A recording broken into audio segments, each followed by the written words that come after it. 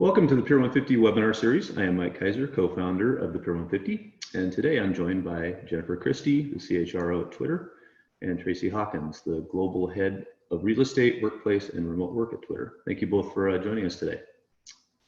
Thank you. Thank you. Before we get started, just a few housekeeping notes. You can go to our website, pier150.com, click on the virtual events tab, and see all of our past webinars along with future webinars that are scheduled. And all the past webinars have links to recordings if you missed one and you want to listen at your convenience. Also like to take a moment to thank our partners in support of the webinar series. First Tech Credit Union has been fantastic in supporting this webinar initiative, as well as our in-person events. So as always, thank you very much, First Tech, for your support and continuing with us through this time. Finally, just a couple notes on the Zoom platform. If you have a question for Jennifer or Tracy, you can use the Q&A section. I'll monitor those questions. You can also vote. If you see a question there that you'd like to have answered, you can upvote those. Those will rise to the top, and I will monitor that and get as many of the questions in as we can. You can also use the chat if you want to send a note to any one of us in the meantime. And as I mentioned, this session will be recorded, and it will go out in a link in a follow-up email to you after the session. So thank you again, Tracy and Jennifer, for joining us. It's going to be a great topic today. I'd like to just start out with just a quick introduction of yourself, organization, a little bit about your role. Jennifer, we can start with you. Sure. Hi, everybody. And thanks, Mike, for letting us join today. So I'm Jennifer Christie. I lead the people team at Twitter, and I've been at Twitter since 2017. I joined from American Express in New York, and previous to that, I was in Washington, D.C. for many years across government as well as consulting and executive search. And I'm going to introduce my colleague here and turn it over to Tracy. At Twitter, the people team also includes the global real estate and workplace organization. And I can tell you that over the course of the last 6 months, it's been really, I think critical for us to be so closely aligned from a strategy perspective, given everything that's gone on. So turn it over to Tracy to introduce herself. Thanks, Jennifer. Hi, everybody. I'm Tracy Hawkins. I'm the global head of real estate and remote work at Twitter. I oversee leasing, transactions, facilities management, project management, so our new office spaces, events, internal events, and remote work. Before that, most notably, I was at Yahoo for about 7 years, and I've been with Twitter now since 2013, which is that's like a lifetime in tech. So I started off in our Dublin office. I actually moved from London to Dublin to join Twitter and oversee their international region. And then when we started doing our offices in a different way, I was asked to move over to the States and head up our global design and construction. And then I have a great story of getting promoted while I was on maternity leave to lead the team, to lead the real estate and workplace team. So yeah, it's been an exciting journey for me at Twitter. And thanks so much for having us, Mike. Yeah, thank you both for joining us. So I think this is going to be a great topic, in talking about a decentralized work, and kind of what Twitter's doing. I thought, Jennifer, it'd be great to start out by talking a little bit about, where you were at before the stay-at-home orders hit and the pandemic kind of hit in March, and where you've kind of landed right now. And then we can talk a little bit about the future, but I think it just is a good level set, understanding where you were at, what some initiatives were going on, and then where you landed right now. Sure. So when all of this happened and we went to a fully remote workforce, if you back up a little bit, Twitter has always been a very office-centric culture and an office-centric company.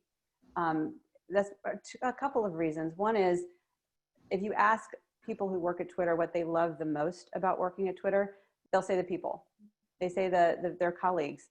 And so people want to interact with their colleagues. They want to have that social interaction. They want to work closely with them. So our offices have always been a draw.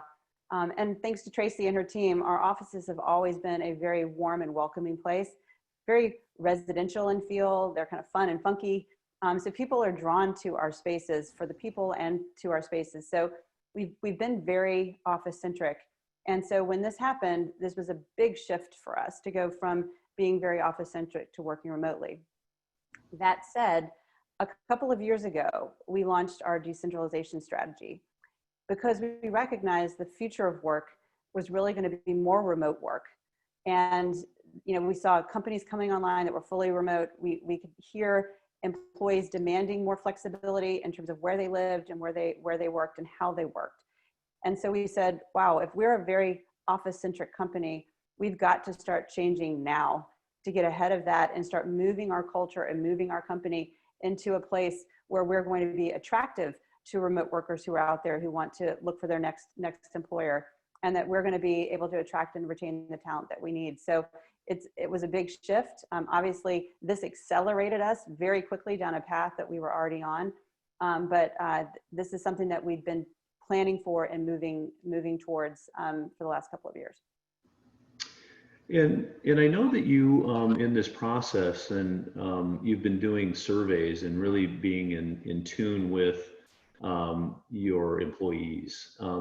Can you share some of the things that you're finding? And I'm not sure I'm not sure if you had those before or during or after or all through, but just talk a little bit about when those surveys happen and what the mindset is of your employees right now as far as, the stay at home, work at home, and those kinds of things. Yeah, sure. So we do 2 surveys a year, pulse surveys, to get our hand on the pulse, if you will, of everything that's going on and how our employees are feeling. So we do have a lot of different feedback loops there, but we did a specific, very targeted survey in April. So about a month into our time working from home, because we really wanted to understand what was working, what wasn't, what the gaps were, very much wanting to stay on top of how our employees were feeling. And also what their expectations were going to be coming out of this. And certainly in April, we didn't know how long this was going to last or what that would look like, but we wanted to start to get a sense of, because our hypothesis was that mindsets were starting to shift and people's preferences might start to shift by learning this new muscle of working from home. So if you looked pre-COVID, pre-going to work from home, we had about, I would say, 85-ish% of our employees either wanted to be full-time in an office or full-time in an office and maybe work from home one day a week. And so as we pulsed our folks in April, we said, what do you think you want to do coming out of this? And it was very dramatic, really. We saw a big decrease in people who wanted to be full-time full-time in the office. So going from the majority of people wanted to be full-time in the office, dramatically decreasing that number. The biggest group that emerged in April was about 77% of our employees at that point said they wanted to split their time between being in the office and being at home, which was a much bigger group than pre-COVID. And then we saw the number of people who said they want to be full-time remote coming out of this almost triple in percentage. And so we not surprisingly, we just have seen this shift from full-time in the office to full-time remote, with this big bucket in the middle of people who want to split their time. And so that was not surprising. We have another pulse that's going to go out next week that's going to ask some of those same questions and also get into some other nuances around remote working. But we think that trend is going to continue to move in that direction. Thanks, Jennifer. And Tracy, I want to get back to some of those results, but before we get there, I want to talk about your work with the flexible work plan that you were working on before the pandemic hit, because, as Jennifer mentioned, Twitter's environment was a big part of culture and, recruitment and all those kind of things. So you have to look at, okay, how do we still have that, I guess, in some ways, but how do we maybe minimize that when we're talking about remote work? What were your thoughts around that? I'm interested in prior to the pandemic, and then maybe how has that changed as you're looking at what we're dealing with now? Yeah, sure. So I'd already taken on remote work before all this hit, actually. So we were already thinking about different ways to level the playing field between your experience in the office and your experience if you're working from home or somewhere else. because I think everybody's been that one person on the Zoom call with, like, you know, 6 people in an office, and you kind of feel like that second class citizen, and maybe your Wi-Fi is not as good, and like there's a number of different factors that make you kind of feel like you don't have an equal voice. Maybe it's things like, you know, I'm not in the office, so I'm not being seen as much. How am I going to get promoted? How am I going to get access to the right people? And so we were already looking at different tools and like what's coming down the line that can make that experience more equal. And we were looking at things like, you know, even when a remote employee joins us, how do we make that experience feel like Twitter?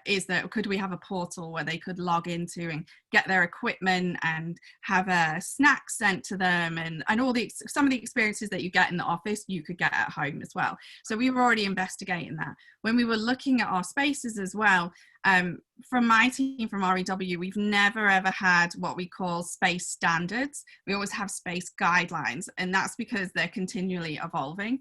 And so we were looking at how can we make our spaces more agile, and using this framework that our engineering team at Twitter use called the jobs to be done framework. But where they really get into the nuts and bolts of like not fitting the space around, not fitting the person to the space, but fitting the space to the person, you know, depending on the job they have to do, and expanding that across our different groups. So we were already looking at like, what do we need to do with our spaces to change them up, to give people what they need in their spaces.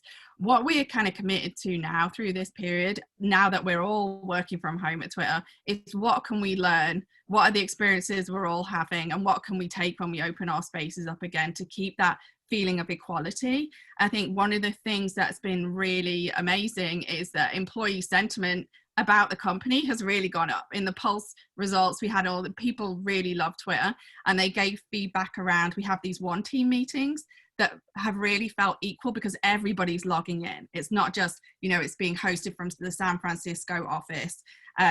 Everybody's logging in from home, so people felt like they're more intimate, like they were part of it, like they had a voice, and Jack or whomever was hosting was talking to them. So we're really focused on like, how do we take that feeling through with remote work, making them feel an equal part, and then what are the things that we need to do in the office to make it as flexible as possible. And there's some changes that we can talk about later. Make it as flexible as possible so that different people can use the space in different ways. Thanks, Tracy. And a question came in, which I think relates to this, and I'm going to throw it out to each one of you because I'm interested in both perspectives, is, you know, you were doing this planning up front, right? And you've got this flexible work plan and you've got a schedule for it. And COVID hits and all of a sudden it's there, right? Full speed. And so what are some of the things that, I'm curious on some of the things that you were working on that you thought, okay, these are some challenges that we have that maybe were accelerated or maybe didn't exist when it happened. Can you talk about kind of what were you surprised by maybe when you thought you were dealing with certain issues, and then here's what really happened when we went full remote really fast? Yeah. Just a little background too about our flexible work program, because I think it feeds into this question, is that there are kind of 2 aspects to our program. One was letting people have more optionality about where they worked, in terms of, are they working in the office? Are they working at home? Are they splitting their time? What makes them most productive? So being able to make sure that people have that optionality. And for that, we really had to lean in on managers because we felt that, and we observed that managers sometimes were blockers to people being able to tap into the flexibility that we were offering, because it was their own comfort level in managing teams in different ways. So we had to really lean in from a training perspective to make sure that that wasn't going to be a blocker. And we made, making managers comfortable managing teams no matter where they were. The other aspect of our program, which I think is also a little unique, is that we have a way of vetting for someone to move actually cities or even countries with their job. So it's not just flexibility, whether you're working at home or in an office. It's saying like, I want to stay working at Twitter, but I need to move to a different location because my partner has a new job, or I need to be closer to family, et cetera. So 2 years ago, we established a process and a cross-functional team to vet those requests and be able to let people take their job and move to another location. And that has helped us retain many people at Twitter who desperately wanted to stay, and we desperately wanted to keep, but they needed to go to a different place. And so now we have a way, and it really helped when COVID hit, because we had a lot of people come forward and say, I need to be in a different place. If I'm going to be quarantined, or if I'm going to be sheltering in place for a long period of time, I need to be somewhere different. And how can I make that happen? And we already had that kind of process in place to move them forward from a payroll, tax, visa, and immigration perspective in some situations. So that certainly was helpful in being able to facilitate those moves as we came into this situation. Thanks, Jennifer. Tracy, do you have any thoughts around kind of when you were planning, for this and then it happened? Did you see anything that surprised you, or maybe things you thought were going to happen that was actually confirmed? I think as a parent myself, going into this, I was thinking, oh my God, how are parents going to deal with this? And so I wasn't surprised about, some of the concerns that we saw around parents and childcare. I think Twitter did a great job of pivoting and thinking about how can we support on that. So from benefits around supporting folks getting additional childcare, to things like, just your office setup, your desk. You might not even have room for an office, so your desk setup, and supporting folks in terms of, giving them a stipend to be able to go and get a desk riser or a new desk or a chair, like things like that we kind of expected. I think the uncertainty of how long this was going to go on for was obviously a piece as well, because initially, everybody is kind of like, we have to keep going, get things done, but it's like, how do we keep people feeling motivated? How do we keep them supported? And so things like, for example, schools have closed, summer camps have been cancelled. So one of the things we've done at Twitter is put together a Twitter summer camp, virtual online, so that employees can log in and their children can do all the different programs. And we have folks internally hosting sessions, and we're partnering with groups like the San Diego Zoo to do like Meet Charlie the Crocodile and things like that, but it's these types of things that take the stress away from our employees. So I think we were able to quite well put ourselves in the shoes, because we were experiencing it ourselves. It was just how quickly we could ramp up to support folks, and what we could put in place to kind of enable them to be able to focus on their work, but also thinking about their kind of the distractions and things they may have going on in the background too. Thanks, Tracy. I know we want to get into kind of, where we're at as far as moving forward in the office, but lots of questions coming in on the remote side. So I want to kind of ask a few of those. One of the questions we've had a lot here today, as well as in the past, is the onboarding process with new employees in a remote environment. I know especially at Twitter, right? You've got a fantastic, office environment. You've built that up to be something really cool and very appealing. All of a sudden you have somebody that's, sitting at home and their first day is on a Monday, and you can't just introduce them to people and have them walk around the place and those kinds of things.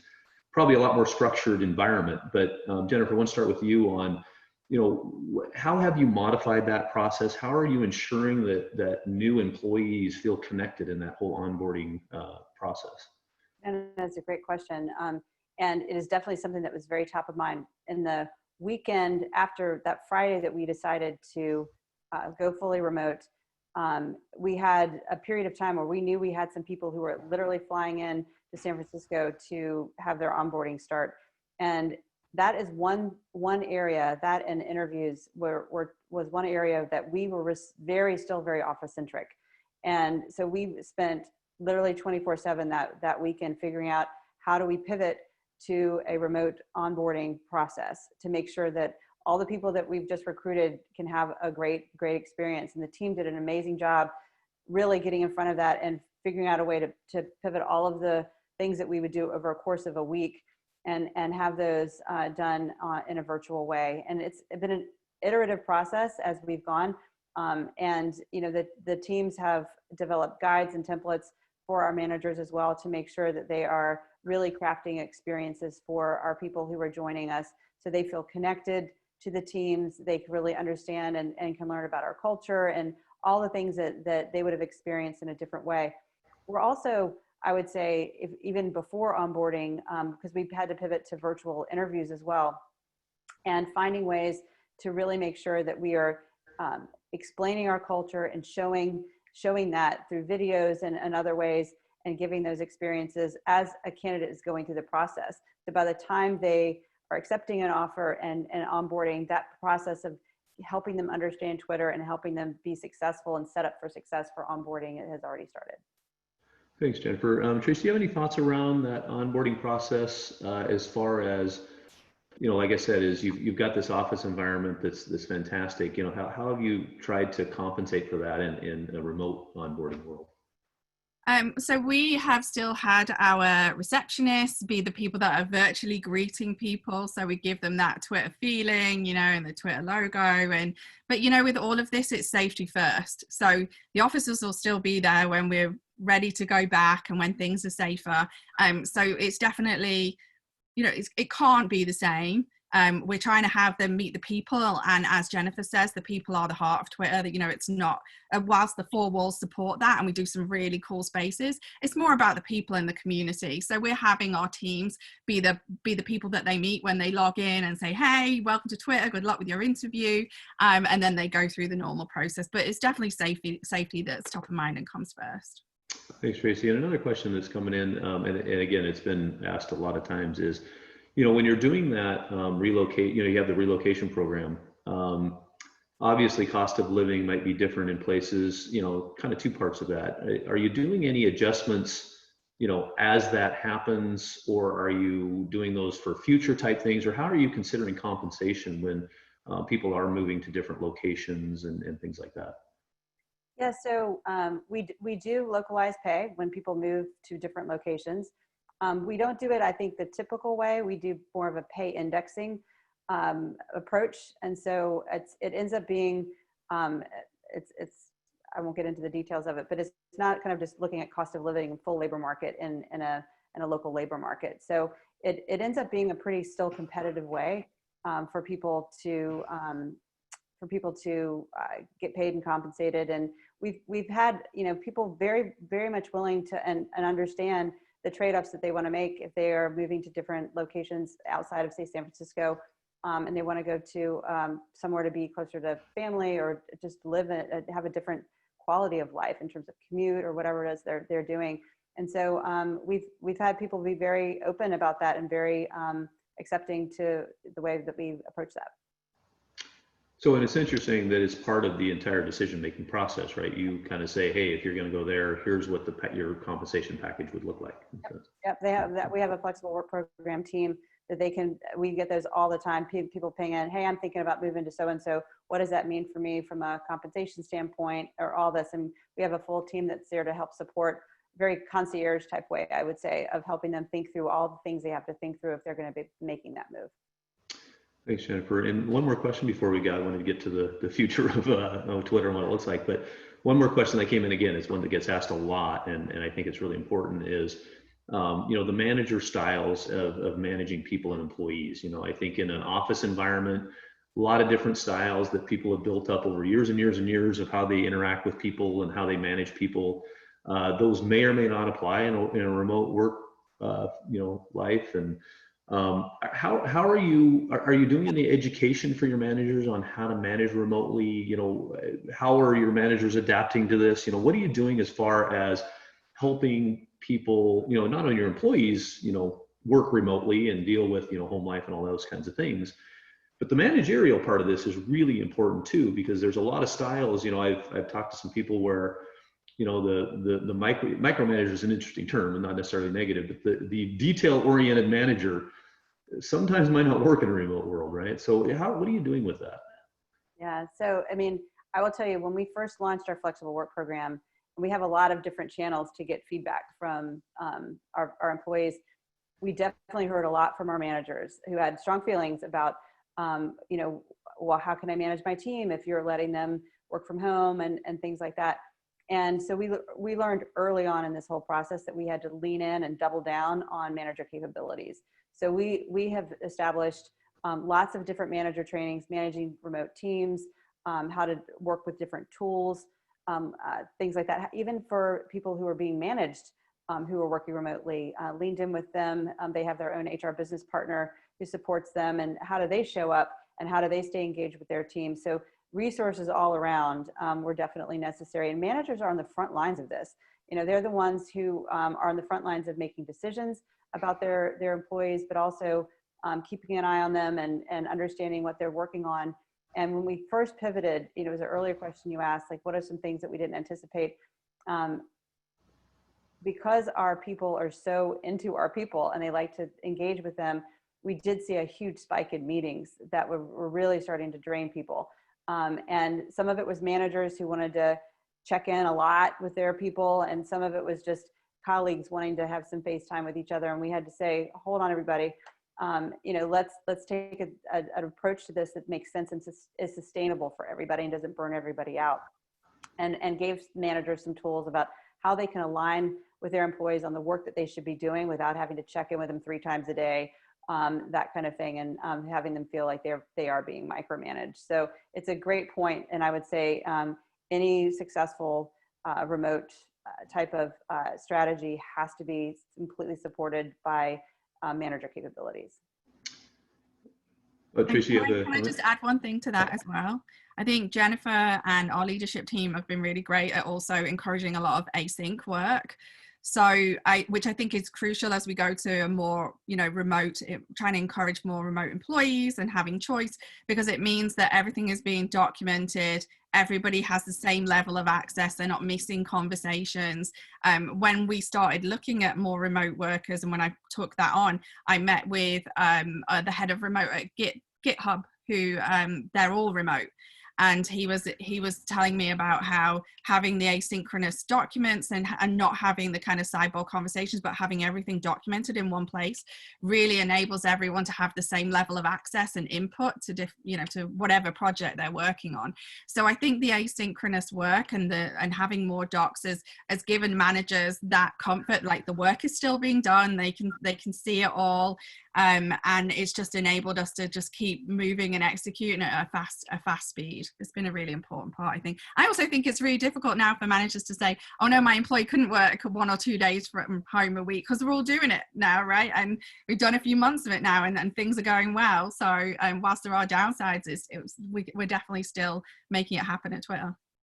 Thanks, Tracy. And so I want to shift gears a little bit, and I think we've got some other, kind of remote type stuff to come back to, but I want to talk about a lot of folks right now are looking at returning to the office, and I know you are as well. So Tracy, I want to talk a little bit about, your thoughts around, you've got this I've been to your headquarters a couple times. You have this fantastic office layout and this great environment. What are you looking at as far as people coming back? How are you structuring the office? What are some of the things that are important as people start coming back to the office? Sure. Well, the most important thing to us is safety and trying to create as safe an environment as we can. I think we're going to be very clear with our employees that we're going to bring in a number of measures that I can talk about and kind of take a layered approach to mitigate the risk as much as possible. But we can never say the risk is not there. There's too many outside factors of folks traveling in, coming into contact with others. But we are looking at a layered approach. So, we're planning for 36 offices around the world, all at different stages. But high level right now, we're looking at around September. Of course, things could change, and we're ready to pivot to that. Initially, we're going to bring back in about 20% of our occupancy, or that is our ceiling. So what we've been saying to our managers and to our leadership, that our 20% is the max capacity that we're going to be at. But it's by no means a goal to have 20% of your people in. If most of your office, wherever it is, can still remain working from home, that's going to be the safest place to be until there's a vaccine or something else that really, decreases the effect of COVID. We're really going to be looking at external factors when we open an office. So, no increased infections, shelter in place orders haven't returned, local infrastructure is open and working, school and childcare facilities are, up and running, all of those things. And so at the moment, we're kind of in the planning phase. We're going to be bringing in a tool. So it's a mobile app that our employees will, when they get up, they'll do a health questionnaire to make sure that they don't have a temperature. So we'll be giving them a little care pack, which they'll get a thermometer, they'll get some masks, they'll get hand sanitizer, they will get a little clever gadget that helps you open doors and press elevator buttons and things like that. And this little care package, they'll be able to bring with them into the office.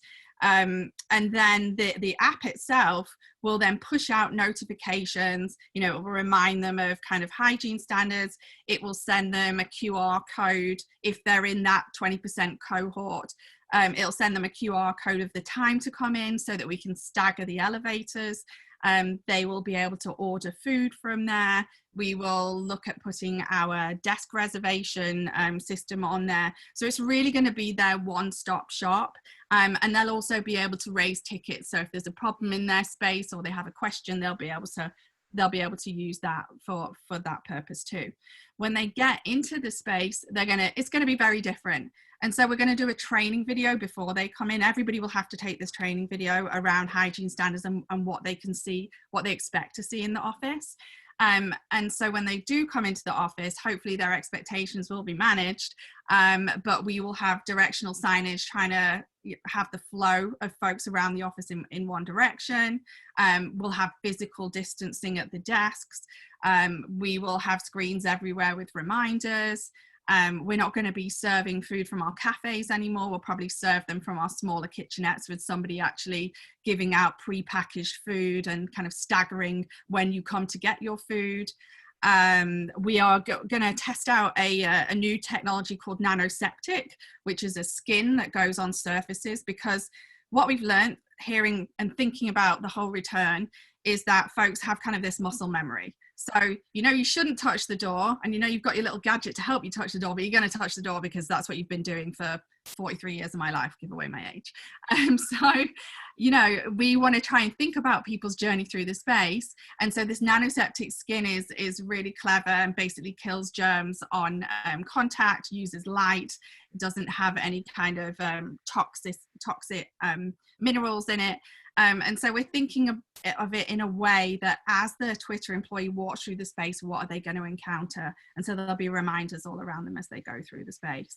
And then, of course, we're working very closely with our corporate security team to think about, you know, if there is a case of COVID, how do we do the contact tracing, which again, we'll be able to do through this app. And then what are the steps for cleaning, you know, if we need to bring people out of the office again. So again, it really has been that kind of navigating through the space. And it will look different to our employees. They're not going to be able to, you know, sit in the coffee bars together. Even in the soft seating area, we'll have decals on the seats with kind of like #nope, like don't sit here. You know, it'll be fun and twittery, but it's going to make sure that they're spread out. And we're fully prepared for people will probably come in, realize they have to wear their mask all day long, not like it, and they might decide they want to go back to work from home. So the biggest thing for us is we're going to have to be ready to pivot to how our employees react. We're going to have to be ready to change if, you know, something happens in the office, somebody gets COVID, and we're going to have to keep our finger on the pulse on latest advice and guidance. And that's how we're going to handle it. Thanks, Tracy. One question that kind of came up, and I think you sort of alluded to it a little bit, but you know, you have a lot of shared spaces at Twitter, and that's a feature a lot of companies have nowadays. And I think you sort of mentioned it's you know, kind of, hey, we have an agreement on the way in that we can't make this place 100% you know, risk-free, and you have educational pieces and the #knows, you know, things like that. But is that kind of the plan, is to try to just educate as much as you can, or are you shutting areas off that you think might be a little bit more, you know, risky, or how are you working with that? Yeah, if there's areas where we feel like we really can't do physical distancing, so like we have like neighborhood setups right now, and between those neighborhoods we have soft seating and areas that are kind of close together. So we will probably just either take furniture out or kind of blanket out with signage. And yeah, it is about education. It's about managing people's expectations. We're going to have what we call a one team, which is our all hands. And I'm going to walk through the re-entry process and kind of a little bit of what the space is going to look like. And I think it's that kind of constant different sources of information, me at one team, the training guidance, the information they'll get sent with the care pack, the signage that they see around the space. It's not going to be the same, but I think what we're going to emphasize is it's safety first, right? We have our Twitter culture that will endure. We'll find other ways of you know, doing the culture virtually, and we need to, because we want to go to more remote working. But whilst we can't, have the same sense of mixing and kind of socializing in our spaces, I think the most important thing is safety. And that's what we're just going to keep reinforcing with folks. Thanks, Tracy. And this next question, Tracy, Jennifer, it might be for both of you, but when you have this back to work and you've done this education, you're going to invariably get somebody that violates something, right? And you've got people watching that and maybe feeling that that's not a safe environment because of this kind of thing. And that can become contentious potentially, right? In the office environment. What are some of the ways that you're trying to help enforce the rules, and what are some of the processes and protocols you have for people to be able to voice their concerns? Because that could really be a difficult thing within the office environment. Yeah, for sure. And look, I mean, a lot of it comes down to trust, right? We have to trust our people to take their temperatures, to do the right things that we're asking them to do. And they're going to contract with us. They're going to agree to do those things, and we're going to agree to have all the things that Tracy laid out that will help keep them safe. But at the end of the day, it does rely on them to do their part. And, whether it's filing a ticket through the app that Tracy talked about, reaching out to their HR business partner, reaching out to any number of different channels to alert others that they might not be feeling comfortable what's going on. We definitely would want to hear from them. And I think they feel comfortable raising those concerns and escalating those things. I do think, though, when it goes back to, how much people care about their colleagues, I do feel like that's going to be few and far between. We're a pretty lean organization when you think about, relative to some other folks in tech, and we're a family.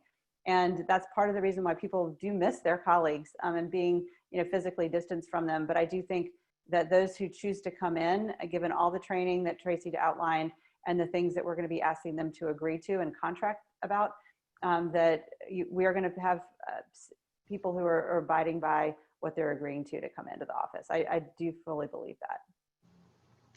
Thanks, Jennifer. And in talking about coming back to the office, I think in some retail environments, it gets pretty clear cut about who needs to be there, who's required to be there versus who may have an option. Or what are you guys looking at as far as it sounds like it's up to the employee in a lot of cases, but do you have people that you would desire to be there and you're trying to encourage that, maybe not enforcing that necessarily, or do you have some that you're enforcing? Can you talk a little bit about what your communication is to your employee group and what kind of dynamics you have as far as required to be there, versus it's their choice? Yeah, sure. So, I mean, we've already gone through this exercise to understand like who is business critical that has to be in an office, that has to work in an office. And really, if you look across, all of Twitter, there's really a very small percentage of roles that have to be done in an office. Our data centers is one, right?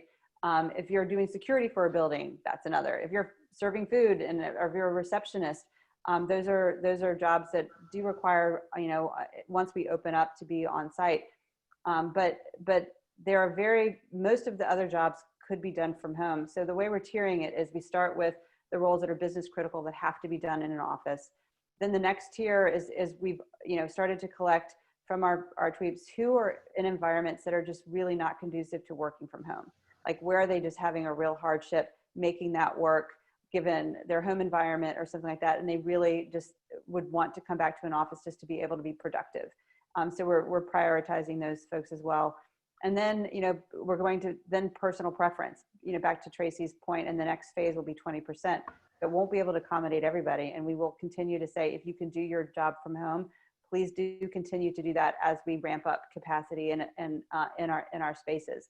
But certainly anybody who wants to stay at home, whether they find it more productive to be at home, they like the fact that they don't have to commute, or they're just nervous about coming into an office, they can continue to stay at home unless they're in that small category of jobs that really are very site specific that need to be in the office. Thank you, Jennifer. So when you talk about employees that may have that desire to come back in the office, Tracy, you described the environment that'll be drastically different. And a lot of folks, I think when this pandemic first started, they may not have wanted to work from home because of the home situation, the chaos of kids or, those kinds of things, or maybe their environment. And I think they looked at it and said, oh, this is just 8 weeks. I can do this, right? And I think people are realizing it's not just 8 weeks, right? It's longer than that. And so I think there's a really solid group of employees that want to get back to the office for the social reasons, and they want to get back to quote, what it was. How are you communicating to those folks? You know, it sounds like you have a program, say, here's what it is, but people sometimes until they get there aren't going to really realize that. I think Tracy, you mentioned that, you know, when you have a mask, you may not want to come back.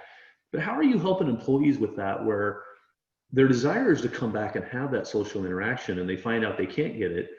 You know, just going back home may not get them what they want either. Now you've got maybe a challenge with employee satisfaction and fulfillment and those kinds of things. Can you talk about how you're trying to address that concern?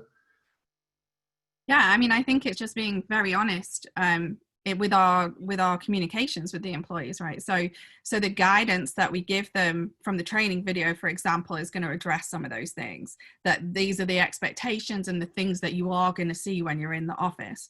When I present to our company at the end of the month, I'm going to talk about all the different things that they'll see when they come in, and how it is going to be very different, and how our focus number one is safety. At the end of the day, this is a temporary situation, even though it's, you know, it's been a long time, and it could be a little bit longer. And one day we will be able to get back to that place where we can socialize and do all these other things in the office, have offsites, and return to kind of how things were somewhat before, but maybe with some modifications. But I think it is really over-indexing on the safety, and I think our employees appreciate that and understand that. And they have families, right? They don't want to come in and get COVID and give it to somebody else. And I think if they can stay at home, they're going to stay at home. I think people understand that it's also not ideal, and there are other distractions, but there is a good reason for it. And I think we've been very transparent all the way through this as well. You know, Twitter was one of the first companies to bring their employees out and have them work from home, and our employees really understood that and appreciated that. So I don't know, Jennifer, if you want to add anything. I would just add a couple of things that you allude to it a little bit, Mike, in your question, but I'll hold the thread, if you will, is that, you know, we are very much, what's top of mind for us is the mental health of our employees. You know, whether they're experiencing hardship working from home, or they're just feeling very isolated, you know, being alone, or you know, being distanced from their colleagues. It's been top of mind for us from the beginning. We're fortunate to have a really wonderful head of global wellness on our team who's been here for a while now, who's a clinical psychologist who was really ready to dive in when we made this shift, because she was one of the first people saying, you know, pretty soon this is going to start to show itself as something we are need to focus on. And so really made sure that through our benefits, we're providing counseling for all of our employees, many counseling sessions for them if they want to tap into that, virtual yoga, virtual, you know, other type of benefits as well for them to be able to do things that are wellness focused, so they can keep themselves in a good emotional state and a good physical state and a good mental state. So it's been a really something that we've really doubled down on. It's also like flexible schedules, flexible hours, really looking at people like that are having trouble juggling different things that they're trying to manage, and leaning in with managers to make sure that they're providing some of those that kind of flexibility to their employees, so they can manage whatever situation they happen to be in right now. Thanks, Jennifer. And another question that came in that I think relates to the mental health of the employees is, you know, the question is around research has shown that, you know, people tend, when they work from home, there is no office hour. You know, I'm in the office from 8 to 5 and then I'm done and I can do this. And, you know, when I get on call, maybe it's, you know, I've got a schedule on call or whatever that is. And, you know, when you work from home, it's kind of like I'm on call 24/7, right? It's my home is my office, and there is no break and there is no delineation. And a lot of people have difficulty creating those kinds of things. Can you talk about, you know, what you're doing around that to help employees with the feeling that, you know, I have to be on every Zoom call, I have to answer every email, even if it comes at 8 o'clock at night? Because there are a lot of people that are embracing the flexible work schedule. So maybe from, you know, 10 to 2, they can't do anything. So they start working at 6 p.m. and they're, you know, expecting answers and things like that. Can you talk a little bit about how you're helping with that? Yeah, no, it's a great point. And definitely, like, if you go back to what I said earlier, the fact that we were very office centric environment, an office-centric company, part of that is you have very visual cues about when you're in work and when you're not in work. Someone arrives in the morning, they're at work now. When they leave in the afternoon or evening, they're not there anymore. And so you just have those things that you just know are kind of bookending someone's day, and people have a sense of, okay, they've gone now, or they're here now. And so we definitely saw that causing some stress when we moved to this fully remote, and when that it came loud and clear in that first survey we did. And so we have what we call now a team working agreement that we've put together. It's a templated guide of working with people that that you are engaging with on a pretty regular basis, and just being very clear about what your boundaries are, setting those things on your calendar, but just verbally talking through why you're not available. I'm not going to be available between noon and 1 because I would like to have lunch with my daughter who I'm homeschooling, or nothing after 6 in the afternoon, because we found that people felt like their time was being disrespected, but they'd never really communicated what their expectations were or what they really want. We said, look, we're all in this together, just communicate and have that dialogue. And as these teams came together and just shared their desires around trying to set boundaries, people have been really great about it. And we've sent guidance out about like how to turn your Slack notifications off, how to put comments on your calendar and things like that. And just really encouraging people to very much respect those boundaries that people are setting, because otherwise you can feel like you're just on 24/7 and you have no escape. Yeah, can I just add one thing to that as well? Yeah. I think it's also encouraging, I know definitely with my team, always to have some time off scheduled on their calendar. So they always have something where they know they're going to get a break at a certain period and something to look forward to as well. And I know there's been comments in the Slack around, people's home environments might be a lot smaller. They might not have room to have a really great setup. And I think sometimes it's just looking at your laptop is that reminder of work. So even simple little things like with my team, I've said, put your laptop in a cupboard at the end of the day, or put it in the backpack or the bag you would have used for work. So there's some separation between home and work, and you're not looking at it all the time. And it doesn't work for every group, but we have a day of the week where we don't have any meetings, because we find that, the work still piles up while the meetings are happening, right? And for us, it's towards the end of the week, so that our folks can kind of clear out their work and really go into the weekend with a clear mind, with no work hanging over, no to-do list. And they know on that Friday afternoon, maybe I can finish at like 2 or 3 o'clock and sort of go into the weekend a little bit more, a little earlier. Thanks, Tracy. Another question that came up from the group that's been asked, I think, on almost every single time we talk about remote work is the challenge around exempt employees versus non-exempt. When you're working remote, it's a completely different dynamic. Can you talk about what you've done with the exempt how did you approach that in a remote work environment, and what are some of the challenges that you're seeing maybe from that? It's interesting. When we first started looking at flexible work, again, in early part of 2018, we had all kinds of guardrails. We said, oh, if you're this level, you shouldn't be working from home. If you're an exempt employee versus non-exempt, you work from home and you don't. We had all kinds of guardrails like that. And where we are now is we have a very much level playing field. It's open for all of our employees, exempt, non-exempt, to work from home and to request to work from home permanently. So we don't have any delineations by level, by cutting it by exempt or non-exempt. We view everybody very much the same, and it just comes down to, what is your role? Can your role be done remotely? And again, like I said before, very few roles fall into the category that can't happen. So then it becomes, how do we make sure that you're set up for success? Do you have the support you need? Do you have the right guidance you have from your manager in terms of what you're supposed to be working on? Do you have good ways of communication to get guidance and help when you're stuck on something, or if you need to get direction about what you're working on, if there's something that comes up. But we've really pulled away all of those barriers and just approach everything the same way, to say, like, it's an option for everybody up front. Thanks, Jennifer. Another question that came in that I think is a great question. I've actually thought this a lot, and I've heard it voiced a lot with the executives we've been talking with. Tracy, when you talked about the future work environment and all of the things that you're doing, it's a lot of changes to what the experience is going to be like.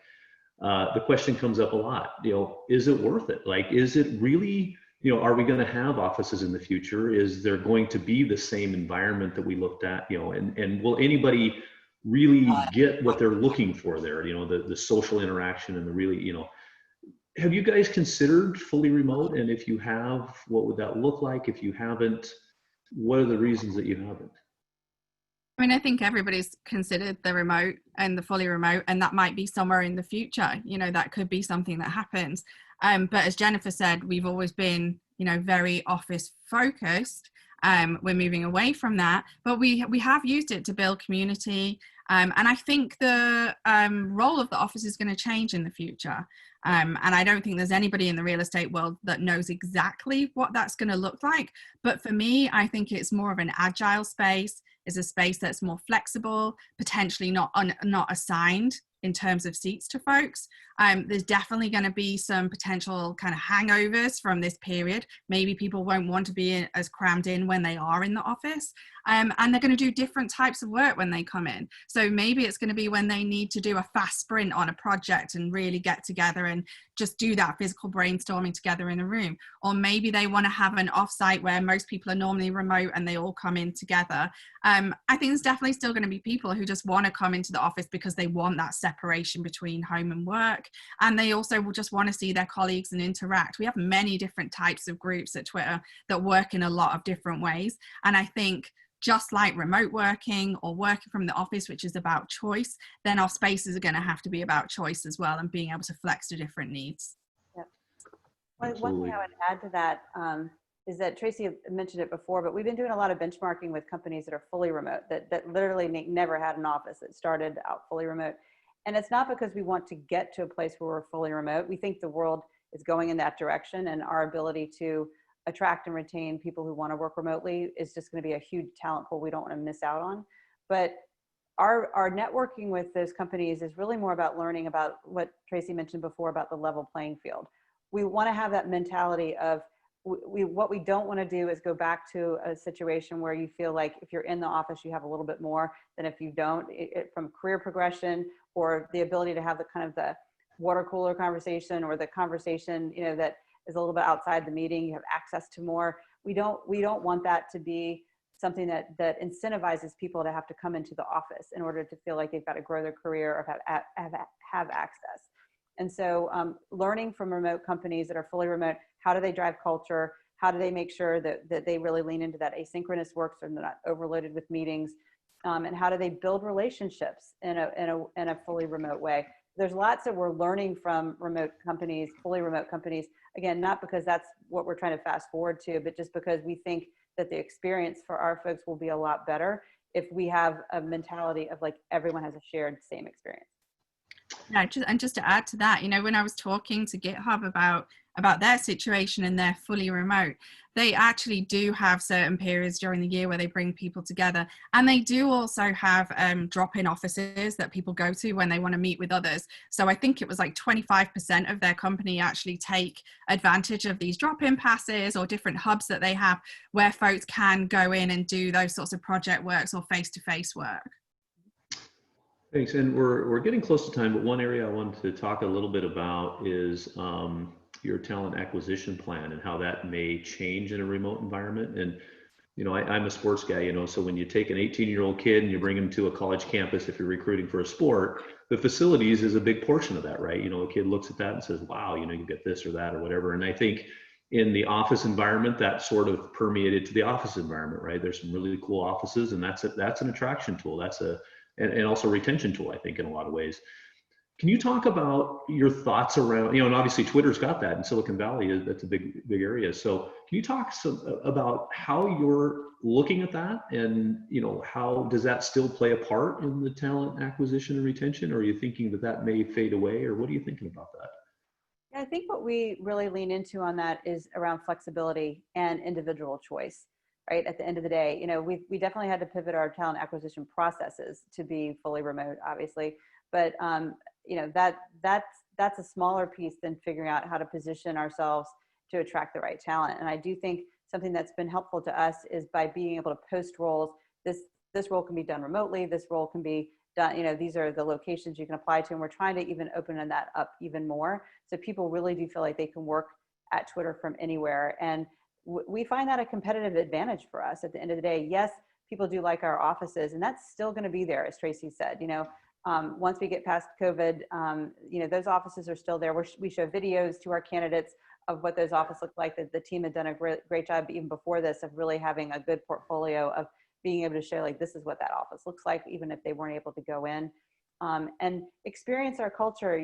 Tracy had mentioned about how we're really spending time making sure that people feel that they can connect in with the people side of Twitter when they're going through a candidate process. That's more important, frankly, than seeing our spaces. Their spaces are great, but when they feel that love from other tweets and they get to connect on a deeper level and they feel cared for during that process, I think they understand what Twitter is all about. And, when they also say, like, I could do this job from where I am. I don't have to move to San Francisco, or, I'm what if I want to move next year? Do I have to leave this job? And it's like, no. And I do think that is our, our selling point right now, more frankly than the office space, is the flexibility that we offer. And, it's been out there obviously with Jack, tweeting about it and whatnot, so people know that it's there. And we're seeing a big uptick in people kind of reaching out because they want that flexibility for themselves. Thank you, Jennifer. One last question I want to talk to you about. It came in prior, and we discussed a little bit earlier. Can you talk about how you restructured your HR organization as you're decentralizing, and what maybe some challenges are you had around that? Yeah. So again, because we started down this path a couple of years ago, we took a lead on the people team to start decentralizing ourselves. Because we found, if we don't know what that feels like for our organization, it's a little hard for us to stand up and tell other orgs they've got to do it and it's going to work. So we started decentralizing the people team a couple of years ago. So our talent acquisition team is very decentralized now. Our HR business partner team is very decentralized now. Learning and development, go on and on throughout. And so it allows us to be more on the ground where our employees are and where the talent we want to attract to Twitter is. So that's been a huge advantage. We also, the global real estate and workplace team was not always part of the people team. It was in finance. And so we made the shift of moving that team over into the people team. And it really has, not that there wasn't a great partnership before, but just something about aligning those strategies. And, for me, asking Tracy to take on the remote strategy, just the new thinking and the understanding of, like, what all the things that we offer from a workplace perspective, how can she take that and make that level playing field and part of the remote experience too? That, I think, more than anything that we've done structurally, bringing the teams together and having her on the leadership team has been game changing for us in driving our decentralization strategy. Thank you, Jennifer. Well, that's all we have time for. I really appreciate you joining us. And there's a bunch of questions we didn't get to. I think we could have gone for a while. Apologize to the audience for not getting to those. But thank you again for your support on this session. Next week, July 17th, we'll have a session engaging people where they are, rebooting culture benefits in the new normal. And we're also starting a new series of webinars on Wednesdays. It's associated with our PDXYZ event. It has to do with the generational gaps and some of the social issues that are going on. So please join us July 22nd if that interests you. And everybody have a great weekend, and thank you for joining us. Thanks for having us. Everybody. Bye, everyone.